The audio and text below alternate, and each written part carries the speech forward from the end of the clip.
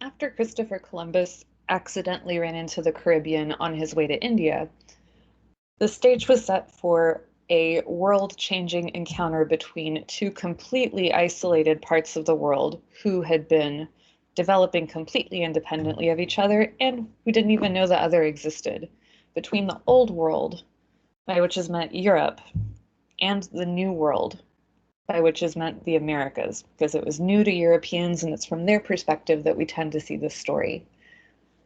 Today we're going to look at how that encounter turned into really surprisingly fast European conquest of most of the North and South American continents and long-term ideological effects of that encounter. In other words, we're going to look at how the Europeans managed to conquer so much so fast and how it changed the way they thought about the world, how it changed the way that we think about the world, ideas. Tomorrow we're going to look at more tangible, concrete effects in terms of like the spread of disease and goods. But today we're going to start with the harder part of the story, the change in ideas. Before we start, it bears repeating that the Americas were not like empty space that Europeans could just waltz into. They were occupied. And I'll start with a quote by Kurt Vonnegut, great writer. He says, "As children, we were taught to memorize this year, 1492, with pride and joy as the year people began living full and imaginative lives on the continent of North America. Actually, people had been living full and imaginative lives on the continent of North America for hundreds of years before that. 1492 was simply the year sea pirates began to rob, cheat, and kill them." We've learned about a few of these New World civilizations already. The Aztec Empire in central Mexico based its power on military conquest and tribute and was ruled by a nobility, military leaders, priests, and government officials. There was also the Inca Empire in South America, in modern-day Peru, ruled with a combination of diplomacy and military force, had a sophisticated government system, but no writing system. Major accomplishments of both the Incas and Aztecs included city building, monuments, roads, and aqueducts. These were in fact sophisticated civilizations, even though the Spaniards who came and conquered tended to speak of them as savages. For today, and tomorrow actually, I suggest you set up your notes to keep track of a few key pieces of information. First, we're going to describe settler colonies and how so much land was conquered so fast. And then keep track of effects of this encounter separately for each part of the world. So like, how did this discovery of the New World affect Europe? And then separately, what were the effects on the Americas themselves? Starting with the conquest part of the story, have a look at the map. That's a tremendous amount of land that was conquered really quick by European states. After Columbus's quote-unquote discovery, European kingdoms like France, Spain, England, and Portugal conquered the New World and developed settler colonies in the Americas.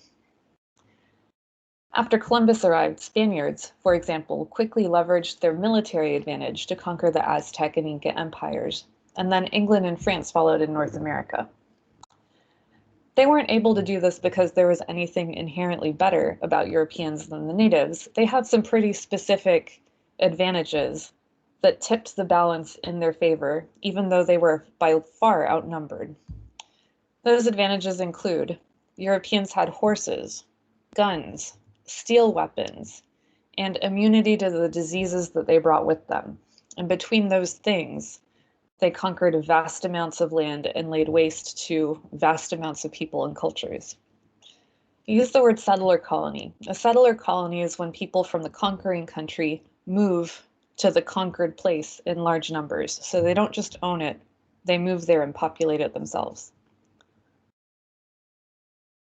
One of the effects in terms of the history ideas is that Christianity spread by force to the New World.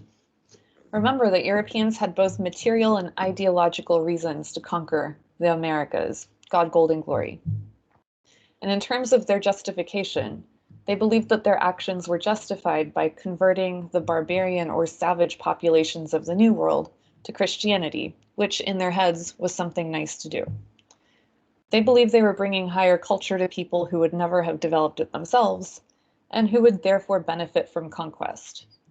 It goes without saying that this is an incredibly arrogant and wrong way of viewing completely developed civilizations that were just fine before. But it is part of the history, and that part of the history did drive their motives, and it explains why Christianity has become a major religion in North and South America. As a second effect, diversity in the New World increased by a lot.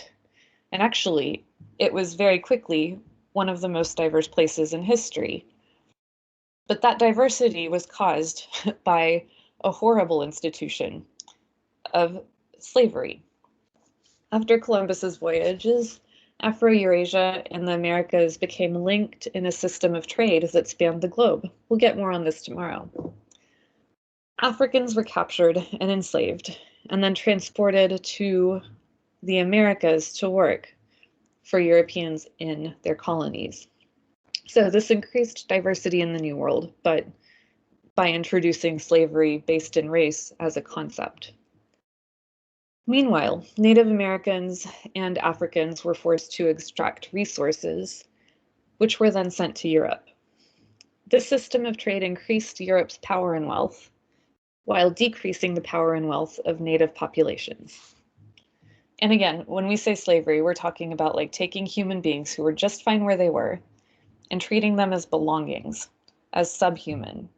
So it's always important in history to like really remember what we mean when we say things, especially when we're talking about something horrible. As a related effect, the modern idea of race takes shape and begins to be determinative of who goes where in the social hierarchy. Settler colonies that emerged in the Americas each had their own different hierarchies, like depending on if they were French or Spanish or English. But in all of them, white Europeans were at the top, and that hierarchy was ordered by race. In other words, whereas in the Middle Ages, land ownership determined who was where in the social hierarchy, and like right after the Neolithic Revolution, it was specialization that determined like kind of who went where. Now, for the first time in history, it's explicitly based on race, which is an idea that had to be invented. It's a modern idea, and it hasn't always been with us. In ancient times, language, religion, status, and class distinctions were more important than physical appearance to people. And in the Americas, a specific set of historical circumstances led to the world's first race-based slave system, with consequences that are very clearly still felt today. After this, laws often treated white people and people of color differently. And from this point forward, race would play a key role in determining the social hierarchy in societies dominated by Europeans. So there's like an example from Spain with their castas. They had like really elaborate systems for ordering who went where on race. But clearly, this is still a problem that's with us, and it has a history, and that history begins in this encounter. On the positive side, renewed curiosity about the world, plus money to explore that, led to more questioning, more skepticism, and less reliance on traditional sources of authority for answers for Europeans. So this is a way of describing like a change of mindset for people in Europe.